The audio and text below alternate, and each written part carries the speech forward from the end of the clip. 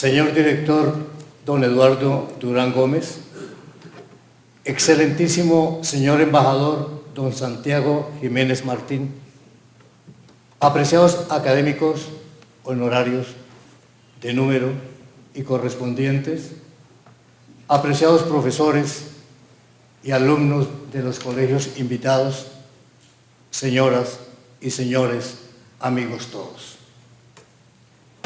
Traigo unas notas, por cierto, cortas, para disfrutar en un día tan especial como el de hoy y decirle a ustedes jóvenes que la alegría hoy se manifiesta a través de las palabras.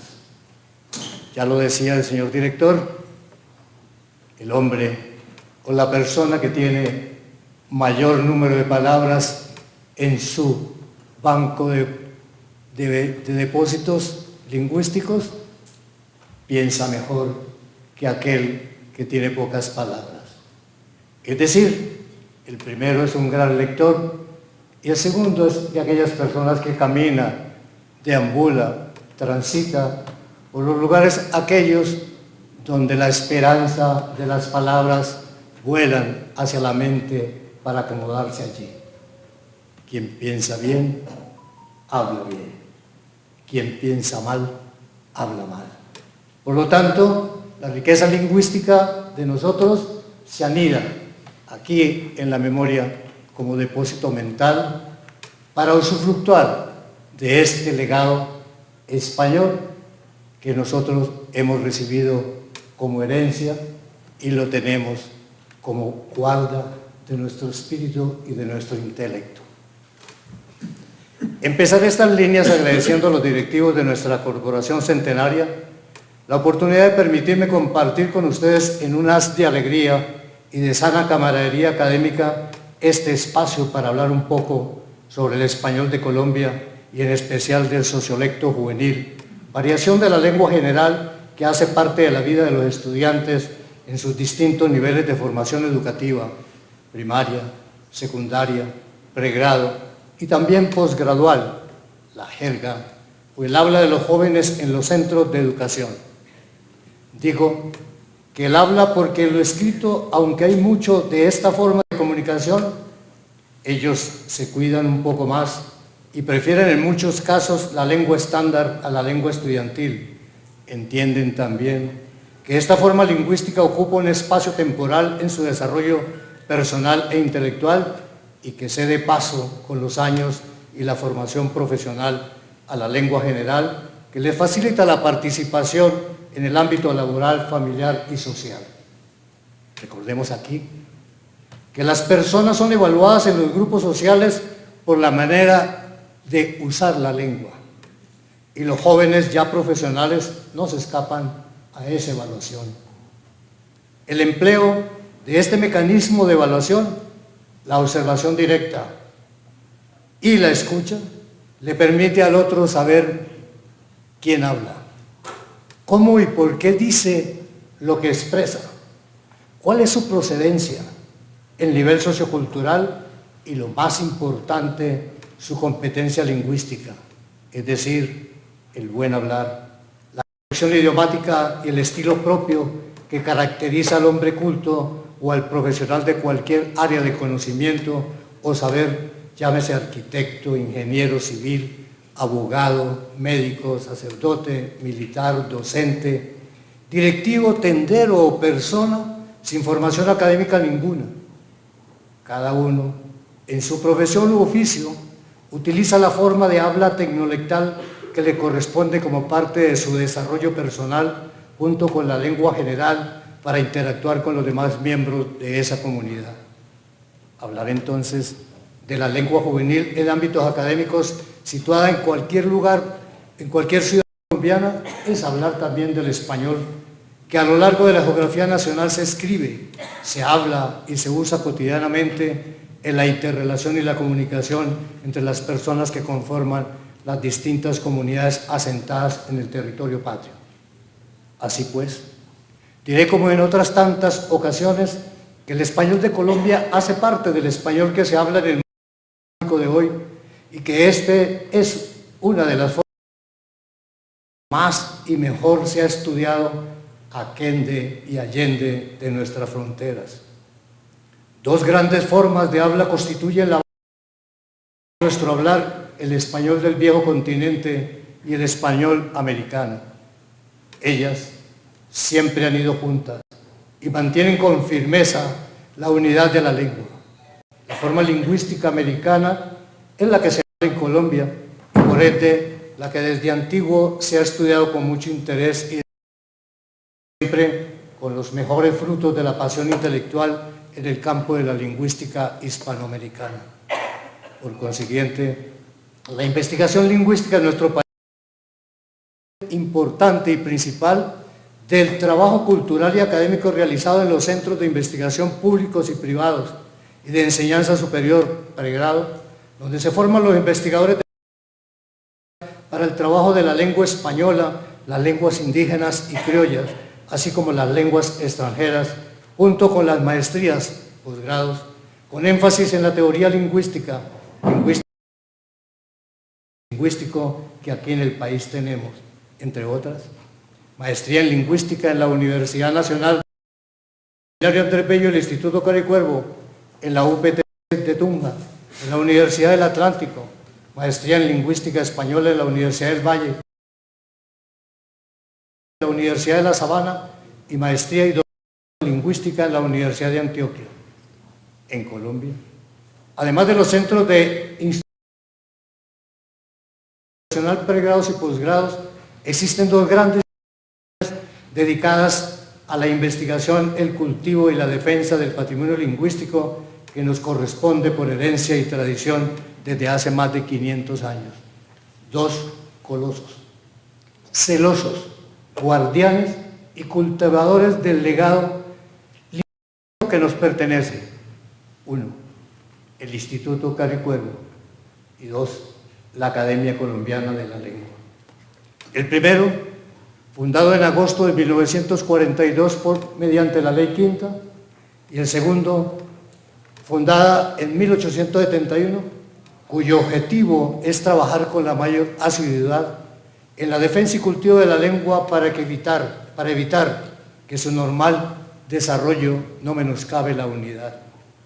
En consecuencia, el Instituto Caricuervo, lo conocen ustedes y es sabido por todos los colombianos, logró la máxima investigación de la lengua que se ha hecho en el mundo hispánico, la recolección en 262 localidades durante largos años para entregarle al país el primer monumento lingüístico, el Atlas Lingüístico Etnográfico de Colombia, primer atlas nacional que se publicó en el mundo hispánico.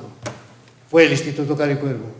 Es la voz del pueblo, es la voz rural, es el pueblo colombiano que está ahí presente en esos 6 tomos y que muestra el calor y el amor por lo que hacemos a través de las palabras. De la lengua juvenil voy a hablarles algo que está en cada uno de nosotros y por supuesto aprovechar el espacio de los jóvenes que están aquí para compartir con ustedes ese vocabulario que está en cada una de las memorias acumulado en ese banco de datos. Para empezar a hablar del habla juvenil, podríamos preguntarnos, ¿ha oído hablar a los estudiantes dentro y fuera de las instituciones académicas? ¿Lo escandalizan? ¿Lo entiende cuando habla? ¿Es una buena o mala manera de hablar entre ellos y ante los demás? ¿Los condena por ser jóvenes e irreverentes? ¿Su habla es grosera y vulgar? ¿Conoce usted algunos estudios nacionales e internacionales sobre esta realidad lingüística? Estas y otras preguntas nos podríamos hacer en torno a esa realidad viva de la lengua juvenil.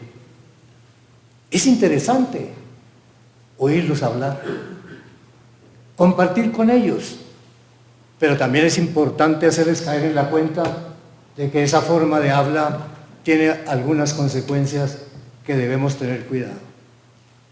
El habla juvenil, producto de la realización de la vida de los estudiantes y de los jóvenes en esos espacios académicos es la manera de transmitir ideas, sentimientos y emociones. Pero esas ideas, sentimientos y emociones transmitidas a los compañeros y a las otras personas tienen algunos inconvenientes. El primero, en la realización de esta bidirección que hay entre el estudiante y el profesor. El estudiante utiliza una forma de habla que solamente él y su grupo conoce e identifica y puede decirnos el significado, mientras que en muchos casos el profesor no entiende esas palabras y no tiene en muchos casos por qué entenderlas, porque esas palabras toman otro significado, otro campo, otro matiz semántico que en realidad nos pone a pensar ¿qué están diciendo? ¿Qué es lo que ellos dicen?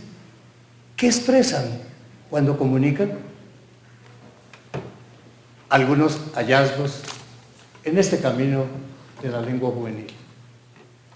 Los temas ocurridos y utilizados por los estudiantes para la creación jergal son comunes y corrientes. Ellos siempre están presentes en la cotidianidad. Se refieren a las relaciones interpersonales, a las formas de tratamiento, a su vida en comunidad, a la academia, a la casa, a la familia, al amor, al desamor, al dinero, al vestido, a la riqueza, a la pobreza, a la inteligencia, a la ignorancia, a los viejos, a las fiestas, a la droga, al homosexualismo, a las enfermedades, a la violencia, a la paz, la tolerancia. Todo aquello que tiene que ver con la vida cotidiana de los jóvenes está ahí, porque hace parte de su vida y es ahí donde ellos lo representan a través de las palabras. ¿Se saludan? ¿Qué huele? ¿Qué tal, mano? Y bien, ¿en qué anda? ¿Cuál es la onda? Acompañado de palabras que para nosotros rayan con la vulgaridad, pero que para ellos hacen parte de las formas de tratamiento cariñoso. Ejemplo, hueva, huevis, tonto, bobo, pendejo. Y la socorrida palabra que está en todas las esferas hoy por hoy aquí en Colombia, marica.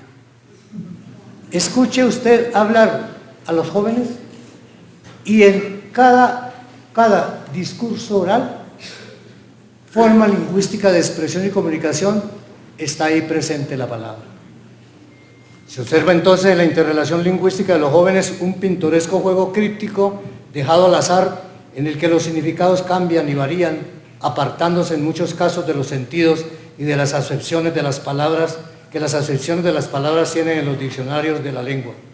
Por supuesto que para aquellos que pertenecen al parche, combo, grupo, grupito o gallada, les resulta cómodo y fascinante el empleo de esos elementos sociolectales en las relaciones interindividuales.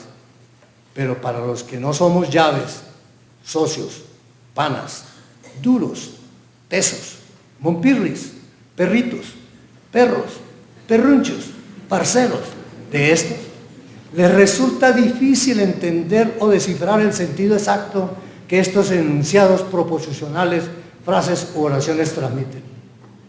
Escucharlos hablar resulta interesante y entretenido, por las diversas formas de decir que ellos construyen, resignifican y recrean para comunicar sus contenidos de conciencia y a la vez mantener la comunicación oral o gestual entre el grupo de amigos o de compañeros.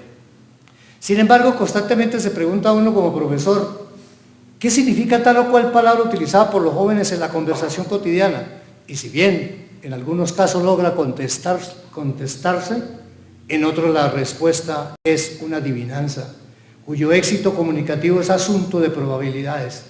La interacción entre los jóvenes y los que ya no lo son, o con aquellos que no pertenecen a eso, es un juego críptico dejado al azar, pero que para ellos resulta fácil y entendible por ser la expresión auténtica de sus vivencias cotidianas. ¿Que me entiendan? Pero no se trata de que me entiendan, se trata de hablar bien para lograr entender con claridad lo que quieren decir o expresan. pero entre ellos se entienden y disfrutan la lengua juvenil. Somos conscientes de los cambios y las variaciones que sufren las palabras desde los distintos niveles de la lengua en lo fonético, morfológico y sintáctico, semántico, léxico, en lo social, cultural, estilístico, geográfico, es decir, en lo lingüístico, en lo extralingüístico, pero el asunto es que estamos ante una realidad de los jóvenes y que aunque ellos y esta cambie con el tiempo, el uso abusivo e indiscriminado de palabras y significados diferentes aceptados por el convencionalismo sociolingüístico para designar realidades comunes afea el discurso y crea inconvenientes en la interacción comunicativa. Es apenas lógico que la lengua cambia con el tiempo y cambia, por supuesto, por las personas que hacen parte de esos grupos sociales. Debemos entonces ayudarla para que los cambios o modificaciones de significado o significante tomen su curso normal y constituyan verdaderos elementos de comprensión comunicativa. Los jóvenes, ustedes jóvenes, son los responsables de la mayor parte de las variaciones y cambios lingüísticos en una comunidad de habla. Pero si esos cambios no se realizan de acuerdo con la naturaleza e índole de la lengua, llegará, ¿por qué no?, un momento en el que la lengua no satisfaga las necesidades comunicativas del grupo que la usa. Estamos lejos de esto, pero puede suceder si no cuidamos nuestro acervo cultural lingüístico.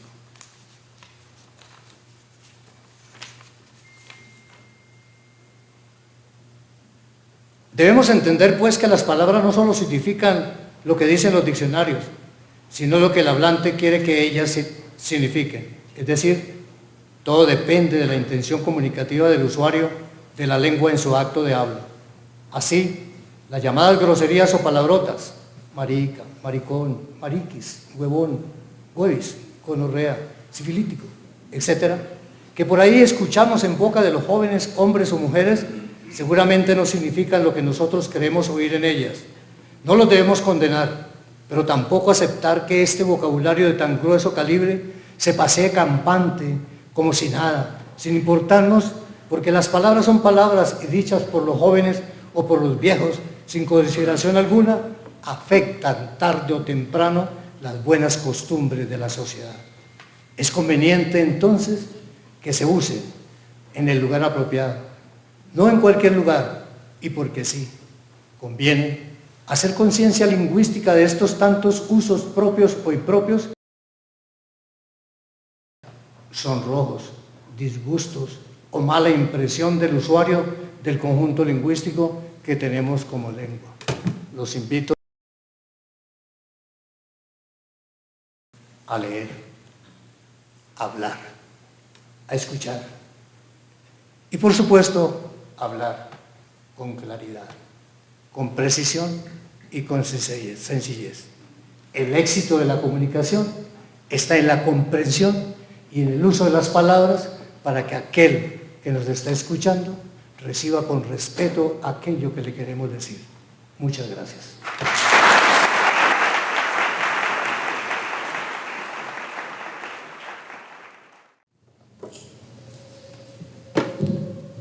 Buenos días a todas y a todos. Me van a permitir un pequeño apunte fuera de guión.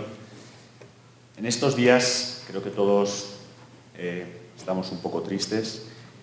El fallecimiento del Santo Padre, el fallecimiento del Papa Francisco, es algo que a todos creo que nos ha afectado. Se trata de una personalidad. Mi país ha declarado tres días de luto oficial. Yo me quiero unir a las condolencias por el Santo Padre y también quiero expresar mi reconocimiento a una trayectoria muy importante en favor siempre de los más desfavorecidos y también por un ejemplo de vida que creo que nos acompañará siempre a todos. Así que desde aquí mi recuerdo, mi agradecimiento y mi reconocimiento a la actividad del Santo Padre, del Padre Francisco. Permítanme primero agradecer al director de la Academia Colombiana de la Lengua y a toda la corporación sus amables palabras de bienvenida y también, por supuesto, su invitación a participar en este acto. Es para mí un honor participar en esta sesión y poder conocer por primera vez esta sede, lugar del saber, del buen uso y de la conservación de nuestro idioma común, a lo que volveré un poco más adelante. Siendo además esta institución fundada en 1871, la academia más antigua a este lado del Atlántico. Quiero, por supuesto, también felicitar a los miembros del número don Alberto Gómez Gutiérrez, don Mariano Lozano Ramírez y don Gilberto Abril Rojas, que recibirán en este acto el diploma que les acredita como académicos correspondientes de la Real Academia Española. Felicitación que hago extensiva a los estudiantes que hoy también recibirán su diploma, entre los que, a buen seguro, habrá muchos futuros escritores. Cada 23 de abril se presenta una gran ocasión para conmemorar el idioma que compartimos más de 600 millones de hispanohablantes. Una oportunidad para reflexionar sobre su uso, su desarrollo y su pujanza. Pujanza que debe mucho a instituciones como la Academia Colombiana de la Lengua o la Asociación de Academias de la Lengua Española, que desarrollan una valiosa labor de difusión y de promoción del idioma. Entre todos y todas, hemos logrado que el español sea la segunda lengua más utilizada en la comunicación internacional y una de las más demandadas en algunos sectores clave, como los negocios y el comercio exterior. Por no hablar de su pujanza en el ámbito cultural, en el de las industrias creativas, en el de la música, como mencionaban mis antecesores, o en el de la educación, donde el español es uno de los idiomas más estudiados como lengua extranjera. Pero también se está avanzando en otros ámbitos en los que partíamos con una desventaja comparativa. Y aquí me querría detener un poco para hablar de la ciencia. Cuando yo tenía vuestra edad, siempre nos hacían elegir entre las humanidades y las ciencias, entre las letras y las ciencias. Pero realmente yo he llegado a la conclusión de que ambas están muy entrelazadas. No es posible la ciencia sin las humanidades, ni las humanidades sin la ciencia. Es como un motor y su conductor. Podemos tener un motor fantástico, pero si no tenemos un buen conductor, no irá a ningún sitio. Y lo mismo al revés. Podemos tener un fantástico conductor, pero sin un buen motor no irá a ningún sitio. Pues así es como veo yo la relación entre las humanidades y las ciencias. ¿Y cuál es el hilo conductor que une a esas dos? El idioma, el español. Y por eso creo que es tan importante que el español se convierta también en un idioma de ciencia. Y en esa tarea les puedo asegurar que mi gobierno y todas las academias y también todos ustedes somos verdaderos protagonistas. No me quiero alargar mucho, pero sí quisiera terminar este breve saludo con una mención al futuro de nuestro idioma. Futuro que encarna mejor que nadie ustedes, los estudiantes, los jóvenes que están hoy aquí. Es, permítanme decirlo, un enorme acierto que ustedes sean parte de actos y de celebraciones como el que convocamos en el día de hoy. Pues ustedes son los herederos de este gran patrimonio cultural que es nuestro idioma. Y son ustedes, con sus reglas y con sus valores, los que serán los encargados de cuidarlo, de transmitirlo, pero también de revitalizarlo.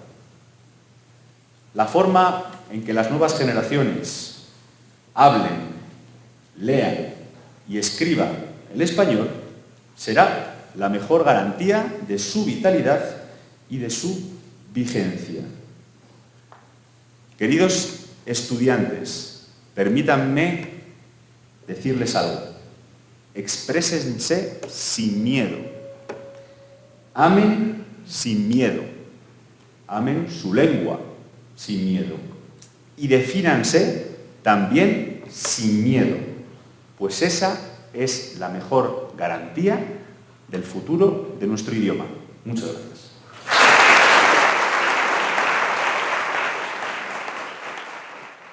Gracias, señor director, por haberme dado este honor de representar a los académicos Mariano Lozano Ramírez y Gilberto Abril Rojas, verdaderos lingüistas. Hace 7 años, a mediados de 2018, ingresé como miembro correspondiente de esta academia en mi calidad de genetista e historiador, con una disertación sobre la importancia de las mutaciones en los genes y en las lenguas para promover su evolución. En ese año fui recibido con muy generosas palabras por el académico Pedro Alejo Gómez, quien en su discurso me comprometió con una de sus máximas poéticas cuando dijo, al finalizar, que todas mis obras, comillas, tienen la notable particularidad y el acierto de ser un antiguo presente, cierro comillas, como los genes, como la historia. En mi posesión como miembro de número en la silla O, hace 2 años, elaboré un poco más a fondo sobre el vínculo de los académicos con las ciencias naturales que reclama el señor embajador Jiménez Martín, en torno a un caso, el de Ezequiel Uricoechea. Este polímata bogotano, científico y humanista, estimuló la investigación filológica de Rufino José Cuervo en su diccionario de Construcción y Régimen de la Lengua Castellana y fue autor de obras académicas y científicas que comprendían desde la geografía con su mapoteca colombiana hasta la lingüística con su diccionario de voces de historia natural americana. En aquella ocasión me recibió nuevamente el académico Pedro Alejo Gómez, tal vez porque es mi primo, muy mayor, y hoy por alguna razón no pudo venir, con unas palabras que él tituló esa vez, comillas, redactar un mapa, cierro comillas. Que quiso Pedro Alejo así honrar el vínculo que yo postulaba como necesario en la Academia de la Lengua con las ciencias naturales. Con este respaldo propuse que la definición del término geometría, registrada hasta hoy en el diccionario de la Real Academia, era insuficiente. No se trata solo de un sustantivo femenino que determina, comillas, el estudio de las propiedades y las magnitudes de las figuras en el plano o en el espacio, cierro comillas.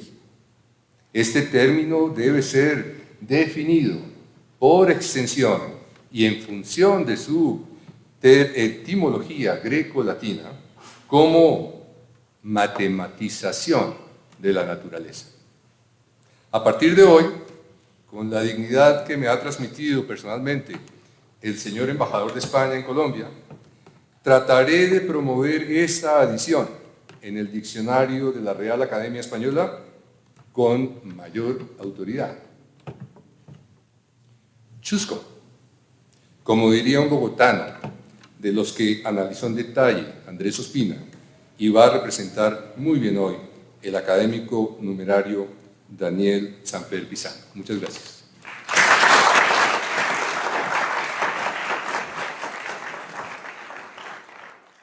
Bueno, muy buenos días. Es un gusto estar aquí, saludarlas y saludarlos.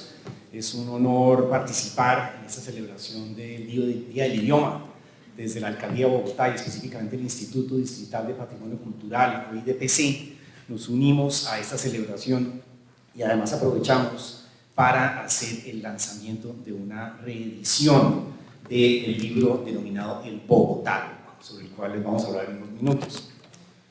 Respetado director de la Academia Colombiana de la Lengua y sus miembros, excelentísimo embajador, docentes, estudiantes aquí presentes, ustedes son los protagonistas en este escenario, estudiantes, niños, niñas aquí, porque en la comunicación, como les decían hace un rato, está precisamente ese don de la palabra, de intercambiar las ideas, de transmitir nuestras emociones, de compartir, de sentir empatía y de darle un significado a los momentos, a los lugares, a los recuerdos. Así es que en medio de esa reflexión, la invitación es precisamente a celebrar el Día del Idioma.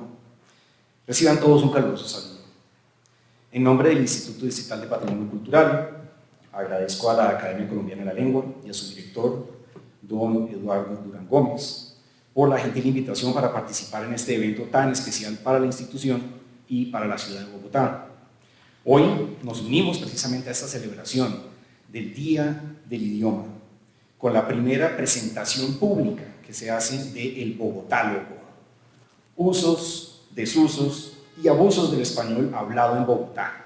Es una publicación un tanto disruptiva, como probablemente lo podríamos calificar, pero por supuesto en el marco del máximo respeto por el idioma, por la comunicación y por las costumbres y los ideales de nuestra sociedad. Es uno de los libros más queridos y aclamados del sello editorial del IDPC, que es de autoría de Andrés Ospina, aquí presente, y que en esta nueva edición cuenta con el privilegio de tener a Daniel Samper Pisano como prologuista. Muchas gracias, señores. Esta también es la oportunidad para agradecerle al equipo editorial del IDPC, muchos de los cuales se encuentran aquí presentes, por hacer posible esta publicación. A Juan Camilo Gaviria, subdirector de Divulgación y Apropiación del Patrimonio, a Jimena Bernal, coordinadora editorial y de edición del IDPC, Jessica Acosta, a cargo del diseño gráfico, diagramación y el retoque digital, Viviana Castro, en la corrección de estilo, Alfredo Barón, en la referenciación y gestión de imágenes, Laura Peralta, por las ilustraciones, y a las más de 20 fuentes de imágenes entre fotógrafos, colecciones públicas o privadas que hacen posible ilustrar los contenidos de este libro y los diferentes términos a los que hace referencia. Han sido 3 las reediciones que ha tenido este libro desde el año 2012, sin contar una primera reimpresión justo después de la primera versión, dado el enorme éxito que tuvo en divulgación y en adquisición del público, y con las que desde el IDPC hemos buscado que el español hablado en Bogotá, o el denominado bogotanés, siga creciendo y arraigándose en esta ciudad tan diversa en sus maneras de habitar como de hablar. El idioma, al igual que el patrimonio cultural, está vivo, es dinámico, cambiante. En él habita nuestra historia, las distintas maneras de comprenderla, de expresarla y de compartirla. Tanto el idioma como el patrimonio son además un punto de encuentro intergeneracional y territorial.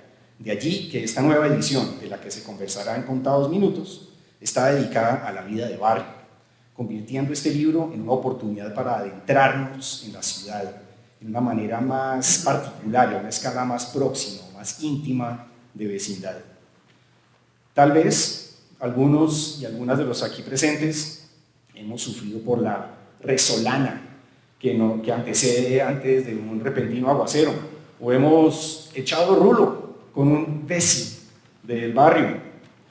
Podemos haber llegado en bucéfalo de la casa al colegio o viceversa, y tal vez hayamos pedido una ñapa en una tienda o en un negocio a la hora de conversar con nuestros panas, porque vivimos en Bogotá y aquí lo que hablamos es bogotanés, como bien lo afirma Daniel Samper Pisano. Los dejo con él y con el autor Andrés Ospina para emprender con humor y encanto este viaje por los tiempos de la palabra. Las ediciones de El Bogotálogo vamos a hacérselas llegar a los respectivos colegios que se encuentran aquí presentes para que lo tengan en sus bibliotecas, y hoy traje un par de ejemplares a manera de obsequio para el señor director y el excelentísimo embajador. Muchas gracias.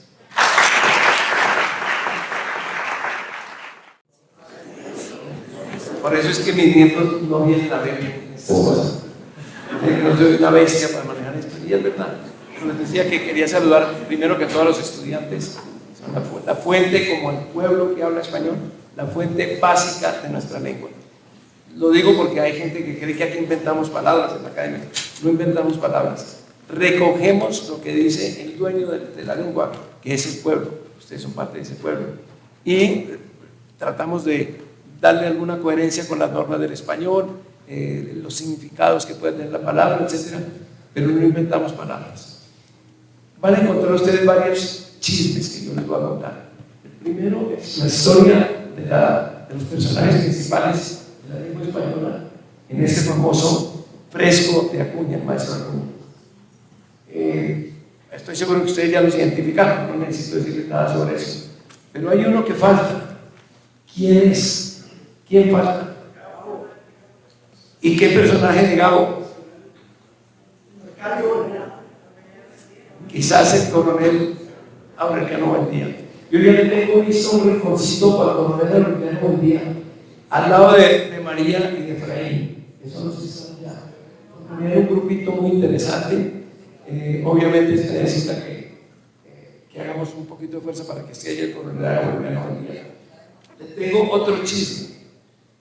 En este sitio, no exactamente en este lugar, pero en esta academia, se produjo algo muy parecido a lo que ustedes han oído mencionar, que es el boom de la literatura latinoamericana. Esto que estalló en los años 60 con Gabo, con Vargas Llosa, con Cortázar, con Fuentes, etc.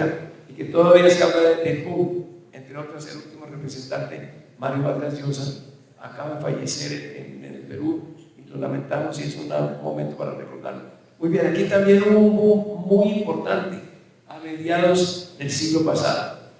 Entre 1927 y 1844 nacieron y empezaron a trabajar los más grandes gramáticos, varios de los más grandes gramáticos colombianos. Bogotanos, todos ellos. José Manuel Marroquín, José María Vidal y Vergara, el fundador de la academia, Ezequiel Ricochea, mencionaba Alberto, que aparte de ser un gran académico y un tipo muy serio, que era un tipo sumamente chévere, ese es el que yo habría querido ser más amigo. Ángel Cuervo, el hermano de don Rufino, Miguel Antonio Caro y Rufino José Cuervo. Todos ellos salen a la vida en 17 años y hacen una verdadera revolución. Era cuando había dudas de si América debía independizarse lingüísticamente de España o no. Ellos tuvieron la tranquilidad y la serenidad de decir: esta lengua no se puede romper. Cuando tenga variaciones las tendrá, pero no se puede crear una lengua distinta que sea el americanólogo o algo así. Y lograron no solo mantener la unidad del español dentro de su variedad, sino influir en el español que se habla en España. Especialmente Rufino José Cuervo es uno de los grandes personajes nacionales. Si ustedes le hubieran preguntado a García Márquez cuáles son sus personajes, les habría dicho 4. Uno de ellos es Rufino José Cuervo. Y Fernando Vallejo les habría dicho lo mismo, y yo me copio de ellos. De modo que en este sitio no físico, sino cultural, se produjo una revolución extraordinaria de grandes gramáticos bogotanos. Ese era el segundo chisme que le tenía. El tercero es que hay una raza muy extraña de seres humanos, de seres culturales, que son los que hacen diccionarios, pero no en grupo. El Instituto Carlos Cuervo ha hecho unos diccionarios muy buenos de colonialismos, etc. La academia, la Real Academia, por supuesto. Pero hay unos locos que empiezan a hacer diccionarios solos sin saber qué va a pasar, como empezaban algunos obreros acerca de Perlanes en la Vendedero, sin saber qué iba a pasar en 3 o 4 siglos. Algunos de ellos los tengo yo señalados, les he seguido la pista. Son Samuel Johnson, el famoso doctor Johnson de Inglaterra en el siglo XVIII, Noah Webster, que fue el que hizo el primer diccionario de americanismos de Estados Unidos, quiero decir, de estadounidenses, que fue también el siglo XVIII, perdón. Los hermanos Grimm, los de los cuentos, estos 2 hermanos, pues fueron dedicados a hacer diccionarios también. Empezaron un diccionario que hoy tiene 32 volúmenes. James Murray en Inglaterra, famoso, se han hecho películas sobre este loquito que hizo el Oxford Dictionary. María Moliner en España, un caso fantástico. Ha habido películas y un artículo largo y excelente de Gabriel García Márquez sobre María Moliner. Ella sola con una secretaria empezaron a hacer uno de los más cotizados y famosos diccionarios del español, que es justamente el diccionario de María Moliner. Duró 15 años de trabajo y hay más de 3.000 palabras definidas por ella, muchas de las cuales tienen una definición mejor que la del diccionario de la Real. Y en Colombia también tenemos nuestros locos. Primero, Rufino José Cuervo, que empezó, ayudó a Alfonso Hermano, el Diccionario de Construcción y Régimen de la Lengua Castellana, un verdadero tesoro de la lengua española, premiado con el Premio Príncipe de Asturias. Él lo empezó, no llegó sino hasta la D, y eso le consumió muchos años, y después, afortunadamente, el Instituto Cabio Cuervo tomó la tarea y terminó el diccionario que había empezado don Rufino en el año 1870, más o menos 1832, y lo terminó en 1994. Es una joya que aportó básicamente este país, esta ciudad, esta academia a la lengua española. Otro de estos señores que se dedicaban a hacer diccionarios fue un extraordinario jurista, un gran jurista. Los que hemos estudiado Derecho siempre oímos hablar de él como jurista primero que todo, y luego como autor de un diccionario. Mario Alario de Filippo, nacido en Monpós, 1920, muerto en 1977, fue una de esas personas que se dedicó a trabajar en un diccionario e hizo uno de los primeros grandes diccionarios de colonialismos. En el año 64 él lo terminó y se hizo la primera edición y se han hecho ya varios. Es un placer saber que está el hijo de él aquí, lo he invitado especialmente, jurista también extraordinario, y como su padre, loco por los diccionarios. Está aumentando, mejorando el diccionario y San Mario Alberto, y yo creo que un par de siglos ya lo tienen listo. Tengo que mencionar a una mujer que conocí, fue amigo de ella, muy querido, aprendí vallenato gracias a ella, Consuelo Araujo Noguera, de Valledupar. Hizo ella, con ayuda de algunas personas y secretarias, un lexicón del Valledupar que se publicó en 1994. Finalmente, las personas que se dedican a esto suelen ser distintas, digamos. Yo tengo un amigo que es bogotano, nació en Bogotá y fue bautizado en Bogotá. En Bogotá no lo bautizan el padre con el agua bautismal, sino con alguna traca. Él lo bautizaron a los 18 años de haber nacido, una traca en la calle 94-15. Eso está bien porque allá va a los restaurantes. Tiene muchos defectos. Es vegetariano, es hincha de Millonarios. Esto a mí me da pena por los presentes pronunciar esa palabra aquí, pero sé que hay muchos de Santa Fe que entienden que le toca hacerlo. Es caminante frecuente, le gusta caminar por Bogotá, que no se lo tracan. Le gusta andar en taxi, pues padece una enfermedad que se llama anaxofobia, que es el temor a manejar. Esa gente son malos estudiantes, no sirven para nada, tienen un futuro horrible y terminan o componiendo rock and roll o escribiendo diccionarios.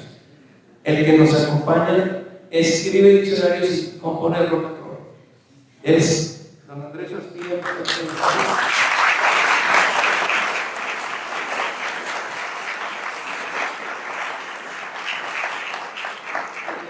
Tengo que saludarlo porque me dice, Marita, ¿cómo están ustedes, maricas?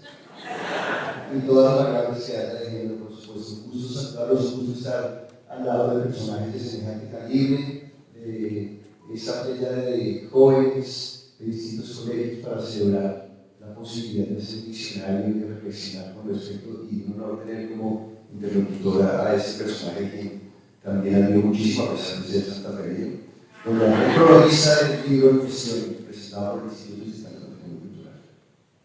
Ha sido muy importante el apoyo que nos ha dado el Instituto, y yo tengo la esperanza, aquí están todos en segunda fila tomando fotos, pero entran en la foto, eso es lo que me parece interesante, es que entren en la foto.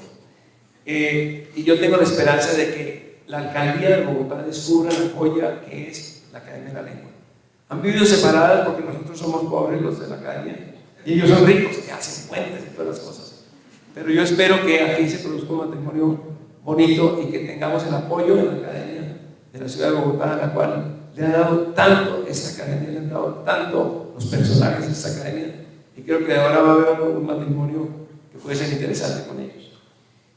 Aparte de agradecerles a ellos, pues quiero agradecerles a ustedes su presencia. Sé que muchas veces pueden decir que ir a la Academia de la Lengua les da una pereza bruta, piensan que son una serie de viejitos hartos. Sí, somos viejitos hartos, pero hay tantas joyas aquí, los cuadros, las estatuas, la atmósfera, una biblioteca espectacular que pueden volver a venir a verla.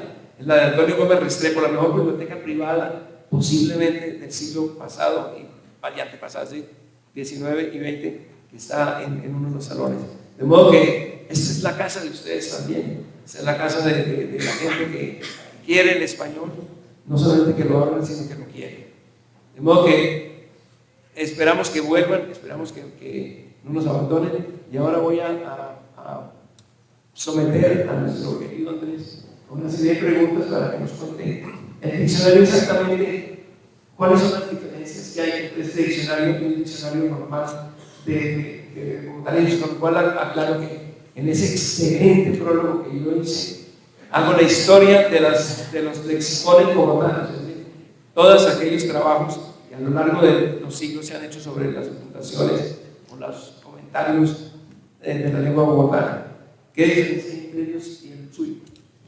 A ver, Daniel, aparte de ese excelente libro que hicimos con el equipo que está en la segunda fila, podemos decir que Bogotá no se aproxima desde una perspectiva académica, que por supuesto es muy respetable y muy necesaria al español que hablamos en Bogotá, sino desde una perspectiva cariñosa, subjetiva, no pensándonos como filólogos, como lingüistas, ni pretendiendo respetar esos conocimientos, sino mirando a la manera como nos reflejamos en nuestras palabras, cómo hemos sido, cómo hemos pensado, cómo pensaron nuestros padres, nuestros abuelos, nuestros bisabuelos, nuestros ancestros, los que habitaron este altiplano, incluso antes, los chichas, y cómo a través de eso nos podemos leer, nos podemos reír, podemos llorar, podemos emocionarnos, que como fue señalado en lo que se estaba diciendo al comienzo de esta conversación, es el gran valor que tiene la lengua y el gran valor que tienen las palabras, que hacen magia, nos producen emociones, nos cambian, nos transforman, con la palabra podemos hacer pactos, podemos agarrarnos a insultos también nosotros dos, pero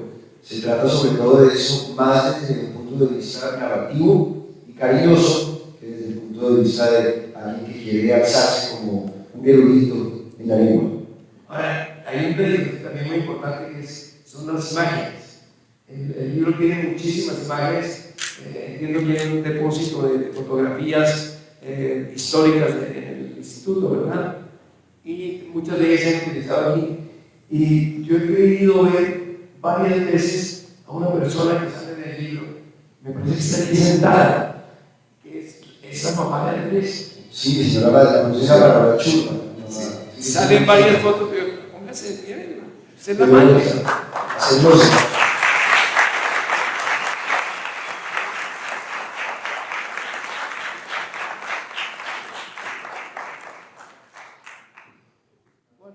¿Cuándo descubrió usted que aparte de vicios como el fútbol más organizado, le gustaba coleccionar palabras, ¿Cuándo lo supo? Yo crecí en una familia de personajes muy obsesionados por la forma como se habla. Mi abuelo particularmente era muy obsesivo con el origen de las palabras, mi mamá es crucigrafista, en mi familia cuando uno comete un error de dicción cualquiera a la hora del almuerzo se caen todos a sosquines, a los corrones y a golpes. Entonces era muy importante para mí desde la infancia entender por qué decíamos lo que decíamos y por qué las palabras tenían una matriz. Cuando tenía 4 años recuerdo haberme preguntado de dónde venía carajo. Y yo muy tontamente suponía que el carajo era carajo, un absoluto propósito, no tiene nada de lógico, por supuesto lo doy por hecho, pero me interesaba mucho entender eso y me interesaba ver que las palabras tienen una historia como cada uno de nosotros, tienen una familia, tienen una genealogía, tienen una posibilidad de delatar lo que somos, y desde entonces me dediqué a coleccionar palabras que me parecían arcaicas, viejas, palabras que decían entonces. Ahora se dice que chimba, por ejemplo, en mi época decíamos cosas algo más casas, decíamos que nota, que soda. Entonces ver cómo las palabras van cambiando de momento a momento y cómo eso construye un repertorio de conocimientos que si uno registra, que si uno escribe, que si uno puede hacer la buena inanición en los cementerios, porque lo que no se escribe, lo que no se documenta se pierde, me motivó a trabajar en eso, hasta que en un momento determinado surgió la posibilidad de la mano de empecé y de un gran equipo de empezar a hacer esta labor de una forma más metódica. Yo tenía 30 años, eso fue en 2012, y así comienza el asunto, pero es una pasión personal. ¿Cuál es la primera palabra que usted resolvió definir o la que empieza ese diccionario?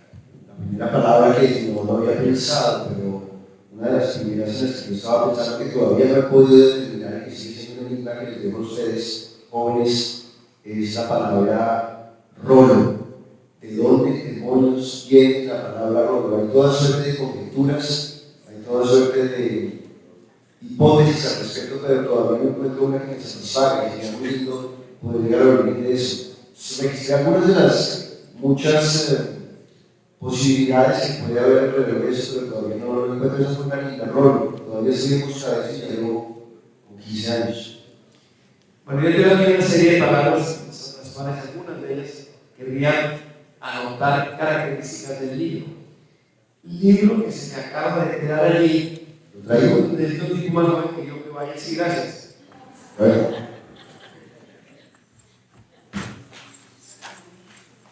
No me caiga más publicidad. Gracias.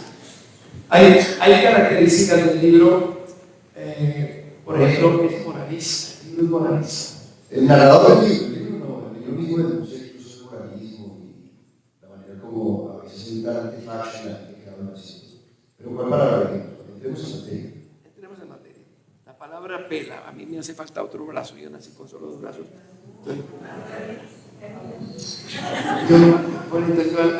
La próxima vengo con Mariette, que es mi asistente. En la página 283 tenemos la palabra pela. Pela, a ustedes no les pasó eso, ¿verdad? Los hombres no les pasa eso por nada. A mí me hace todo de ver un poco. Cuando habla de la pela, sí, usted dice, en vez de definirla simplemente, entra en consideraciones morales. ¿en qué índole?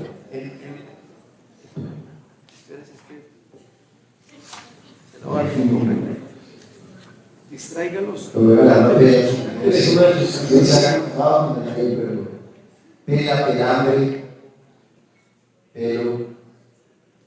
Pela. ¿Qué digo de eso? Dice esto. Dice. Fórmula de castigo físico empleada por los padres con supuestos propósitos aleccionadores y usualmente sucedida de otra justificación del tipo, esto me duele más a mí que a ti. Sí, no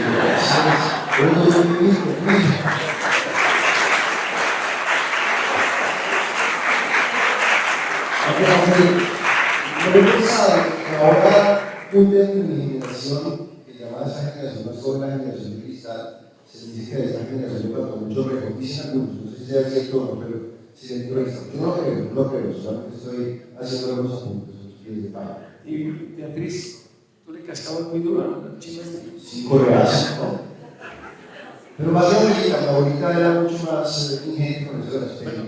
Aquí ven ustedes que el libro, una de las características predominantes es que tiene mucho humor bogotano. Hay otro que es la elegancia del libro, cómo escribir cosas elegantes. Segundo paso a la 115. Mariette, ¿cómo no está aquí? 115. Tuviera una esposa que viniera y me asesinara. Yo lo voy a tener también. Si no estoy enredado con todo. A ver, la definición de cuchibarbi. Pónganlo a ustedes, que es muy elegante, para eso se necesita un gran escritor. Dama a la que allende su avanzada edad, el tiempo sigue tratando con la suficiente generosidad. Hay muchas gracias, Marco. Con la suficiente generosidad como para ser considerada deseable en forma ocasional de cuchibarbi. A mí me parece una linda definición. Veteranos también le llaman Demasiado homenaje. el programa ese sagrado discípulo. Hay otras, en cambio, que son de una variedad, una sencillez, que podría haber dicho algo más, por ejemplo. Lo podemos decir aquí, precisamente todos para. Pero no se me no vaya demasiado la página 150. ¿Qué dice? Ya voy a decir, no menciona nada.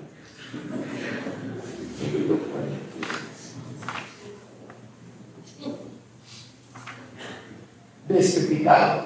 Despepitado. Es una maravilla de... Sí, es una linda palabra. Dice con velocidad.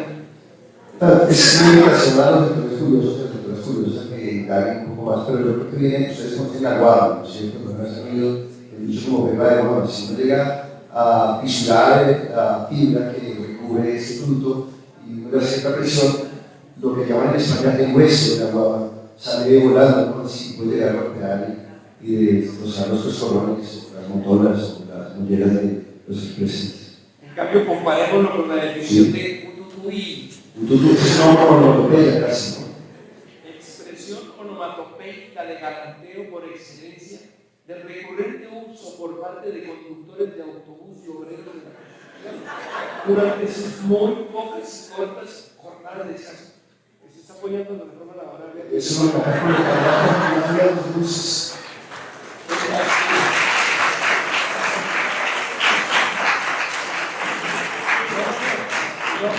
Estamos empezando la definición. Ya estamos mamadas, sostenibles, supongo que lo hiciste tú. Lo hago yo mejor, así como más. Como vamos a usar así aquí. Yo dije con la evidencia aquí, ahora me Los lo números. dice ahí. Y sigo. Y aunque obrero de la construcción de los que suman pocas y pocas jornadas de descanso, en las que, en contrario a la costumbre de jugar fútbol en calles transitadas del sector, se deciden a contemplar el andar desprevenido y coquetón de las vecinas de Tomello, ututuí, con esa pierna para que la otra que ya se arrecha gana movimiento. Eso pasa en el escenario de la Real Academia. Yo creo que sí hay que hacer la nacional con los honorarios académicos. Le tengo otra que es muy bonita porque es muy colombiana. Realmente no es solamente Bogotá regalamos sus palabras al país, el país no lo agradece, pero bueno, ¿qué le vamos a hacer? Eso es un punto importante, que no se trata solamente de cómo hablamos en Bogotá o de definirnos como cachacos como bogotanos, sino entender que aquí importamos muchísimos términos. No quiero seguir diciendo palabras procaces y obscenas, pero estoy tratando de buscar una palabra, tengo muchísimo que decir, ¿vale? Pero,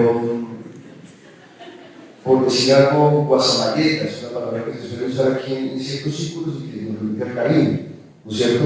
Parcero, una palabra de guasamayeta es una palabra. Gracias.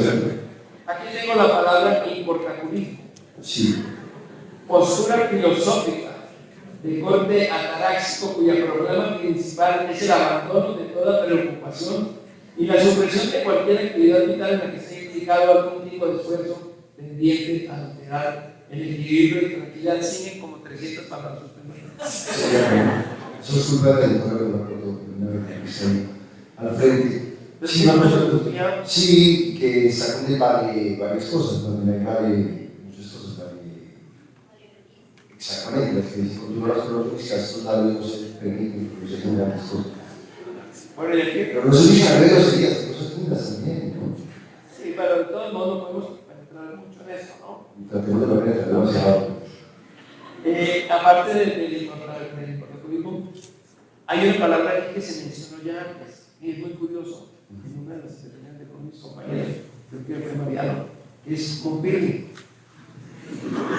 Tenía la pista sobre Montpirri, desde que esto, los que tengan más de cierta edad, seguramente no lo ven. Seguramente la televisión ha traído consigo y los medios han traído consigo muchas expresiones y muchas palabras que se hacen prácticas. En los tiempos de Betty la Fea, que seguramente no les tocaron a ustedes, que deben ser prehistóricos, que decía mucho y poco, perdóname, pero disculpa, me decía. ¿Verdad? En la época de monos de baila, la gente decía mucho ni de bailas, y la iconografía popular apareció Tuto Barrios. Montpirri es uno de los términos que procede de una novela célebre del principio del siglo conocida como Pedro el Escamoso, protagonizada por Miguel Barón, célebre actor nacional del siglo de Luis Gutiérrez. Gracias, Andrés. ¿Quién de ustedes nunca había oído la palabra Montpirri, pero tiene menos de 80 años? Casi todos lo habían oído, allá la compañera de allí. Creo que muestra mucho la influencia, la influencia que tienen los medios de comunicación del lenguaje, mucho más en la actualidad. Y en muchos sentidos, por ejemplo, lo que se considera que es como educación cívica o ya escala de como cultura ciudadana, que es un término que se inventó al canal de alguna forma, término movilidad. En mi época no decíamos movilidad, decíamos tráfico, tránsito. Ahora la movilidad de Bogotá son expresiones que de la mano de las instituciones van tomando lugar. Hay una expresión, porque también hay expresiones o modismos, no solo palabras, sino expresiones que me llaman la atención a ver quién la ha oído. Está aquí en la página 174, pero antes de leerla, les voy a decir que la expresión quiere decir vulgarismo para aludir a uno mismo.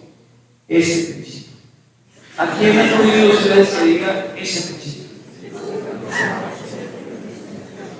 Por los voluntarios, ¿quién dice este pechito? Josefa, la de Jefos de Bañas, ¿no? Sí, Josefa decía eso, aposentos junto a mi pueblo. ¿Y quién más? Yo lo he oído decir últimamente, pero no me acuerdo a quién. Ese pechito no sea el presidente de la República, no sé. Ese, ¿no? Tal vez sí, este pechito. Este pecho amable. Este pecho amable. Bueno, tengo otras palabritas, voy a aceptar algunas, pero hay un clásico, un sonónico clásico de términos, puedo solamente mencionarlo, que usted me dice si están completos o no, de términos sonóricos, que decir animales, por supuesto, no. El lagarto es un clásico. El lagarto, sí. Ya es razonable. El lagarto, además hay muchos sinónimos que ya salen del orden de nuestra fauna, pero que también funcionan. Chupamedias, el abejícola, el gol, el pescón, el chupa, no sé. Por ahí debe haber un colegio de palabras para un tipo de personajes que no son detestables, pero no sé, hay una pero sí son muy típicas.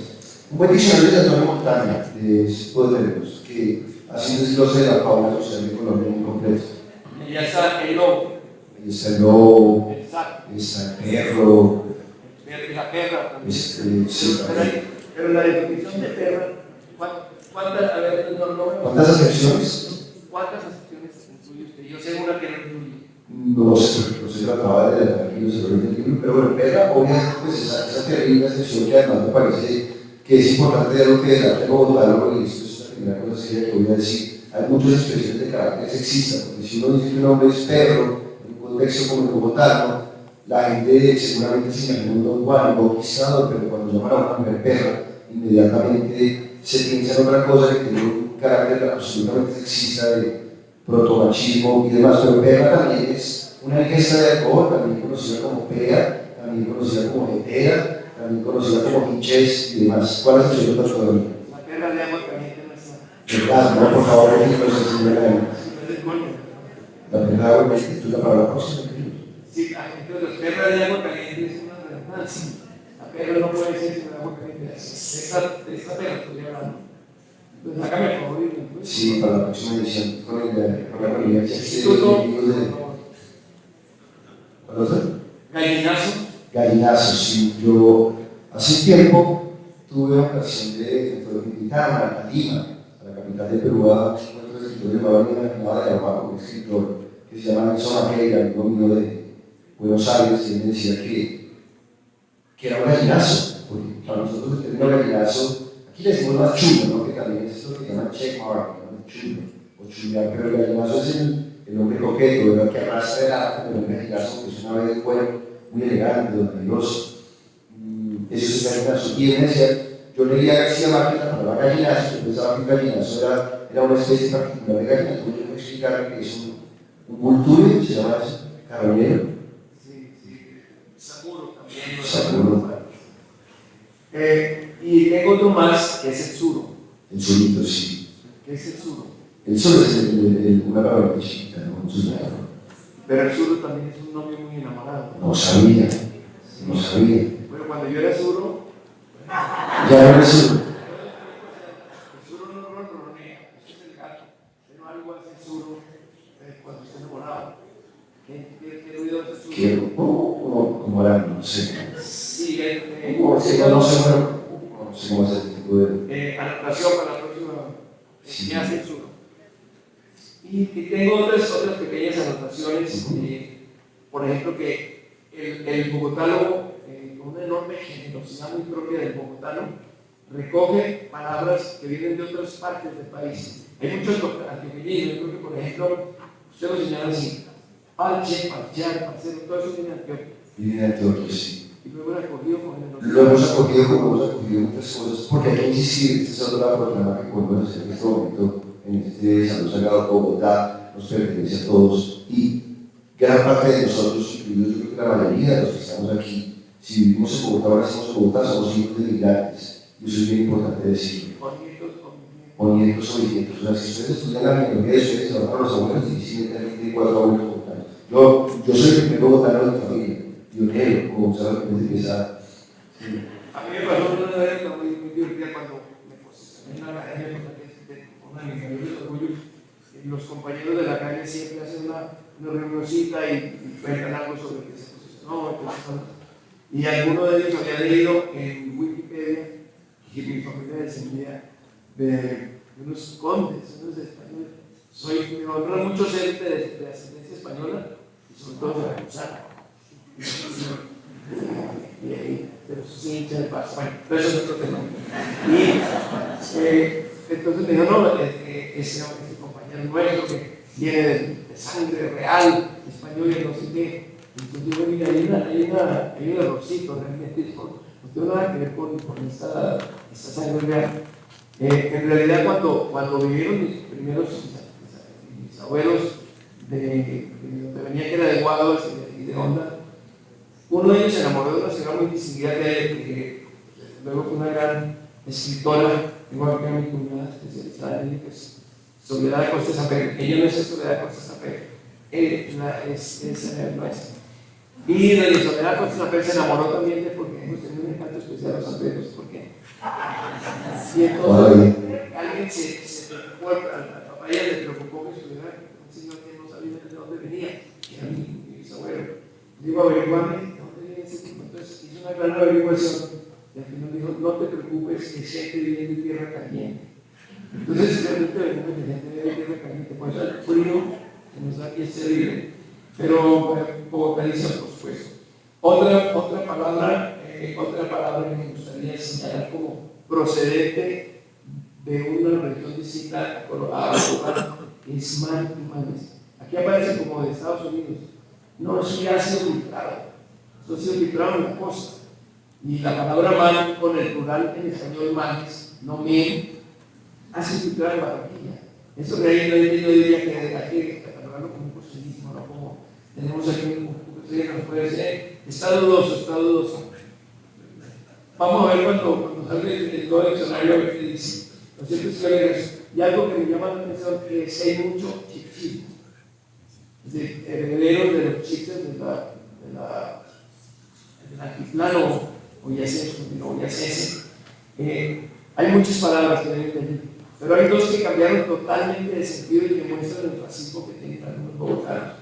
Guache, que para nosotros es lo puedo olvidar, pero ustedes tienen lo más rápido. Guache. Bueno, usualmente Guache es un individuo pedestre, como fastidioso, como molesto, como descuidado. ¿Y qué era en la comunidad chicha que era un guache? Corre la voz, que no está comprobado que se usaba esta expresión para hablar como un guerrero valiente que vivía en la frontera, pero últimamente hemos detectado que esos son rumores de medio. O sea, la gente se inventó que Guaricha significa mujer más bella que el arcoíris, que Cuchares. Parece que no existe ningún sustento para afirmar eso. Pero porque Guaricha es un chichito y quiere decir mujer pública. Se supondría, ¿no? Una Guaricha no es pública, una mujer de bajo. Pero yo leí en el diccionario que quiere decir princesa chicha. Lo corregí un poco, lo analicé porque en algún momento estaba pensado que quería decir eso, y esa es una de las cosas que pudimos encontrar en este proceso. Bueno, desgraciadamente no tenemos mucho tiempo más. Yo quería preguntarle varias cosas, pero de todas ellas voy a preguntarle solo una, porque tiene que ver con la discusión de género. Sí. Yo odio el lenguaje de género, el las es horrible, y creo que eso tiene que defenderlo, no como un grupo, no una asociación de presión, sino tiene que decir al pueblo que habla español con los años, y lo ha decidido. Por ejemplo, es curioso que en España a las graduadas en una facultad se les sigue llamando el masculino, la médica, la dentista, bueno, el abogado. En cambio, en Colombia, ya la médica es médica, el arquitecto es arquitecto. Y en eso yo espero llevar un mensaje, mi segunda patria y muy querida de España, para decir que esto ha cambiado también, ¿no? Bueno, hay un problema grave con el problema de género suyo. Me van a perdonar que me refiera a eso, pero ¿qué es una ficha en funcionario? Una ¿Lo ficha. podemos buscar si no se puede? Depende de qué contexto, ¿no? Si no me debe haber para decirlo, una legaña, que llama la legaña, eso es una ficha. Pero pues, si no, la pizza ya se va a otros escenarios, tampoco queremos hacer la luz acá explícita. Y aparece la pizza y aparece ficha. Picho. ¿Qué es ficha? Picho, putrefacto. Putrefacto. Sí. Bueno, y no aparece ficha, que es lo único que yo enseñar del CV cuando hay género. Pero eso es una invitación o es una palabra. Picha, no hay piches. ¿Tú nunca has escuchado piches? Sí. Nunca montado el Transmilenio, usted camina. Transmilenio. Los pinches Los pinches del Transmilenio. del Transmilenio. No. A los Pero sí, falta tener, ¿no? En el próximo, ¿cuándo será la próxima salida del Transmilenio? Como vienen las cosas con todas estas críticas, yo creo que ya el libro se va a suspender. Pero yo creo que prontamente lo que esperamos sobre todo, y eso es importante decirlo, digamos, otro comentario serio, que me parece lindo de este libro, es que explica preguntas. Es decir, no estamos cuantificando con respecto a cómo se habla, cómo se debe hablar o cómo no se debe hablar, sino invitando a la gente a que controle el libro, a que lo sienta a su manera, a que lo comente a su manera, porque una experiencia que hemos tenido y que tengo mucho en este tipo de conversaciones es que me dicen, le faltó la palabra determinada, o esa palabra no significa eso, o esa palabra no es esa. Nosotros, lejos de incomodarnos, eso nos alegra mucho porque permite que la palabra sea un dispositivo en cambio, alrededor de cuya existencia discutamos, hagamos objeciones, pensemos, analicemos y nos enriquezcamos que se va a ir creciendo en Bogotá. A mí me encantan los profesionales en general, los muy serios y los no tan serios. Este es divertidísimo, es bastante sabio y sobre todo recoge lo que piensan de personas de muchas generaciones. Aquí están desde el guache que hablaba la gente del siglo XIX hasta las muy novedosas palabras, no necesariamente decentes, que usted incluye ahí. Y sobre eso voy a decir una sola cosa, para que vean lo que es realmente una academia. Hablaban algunos de los predecesores míos en la palabra, que en estas academias, eso es como los médicos, aquí no tenemos asco a ninguna palabra. Toda palabra que se habla en la lengua española es una palabra que a nosotros nos interesa. Aquí vino Carlos Vives lleno de temores y dijo, oye, esto es un problema porque mira, yo quiero, estamos aprendiendo una palabra que se usa mucho para aquí, es la montaña. Pero yo quisiera tomar la academia a fondo, es decir, no, porque no entramos a la academia. Y la pregunta es una palabra como cualquier otra. Aquí toda palabra es bienvenida, no en ciertos círculos, pero aquí en la academia, por supuesto que sí. Y aquí vino, y en ese mismo sitio, Carlos Vives preguntó por la palabra la montaña.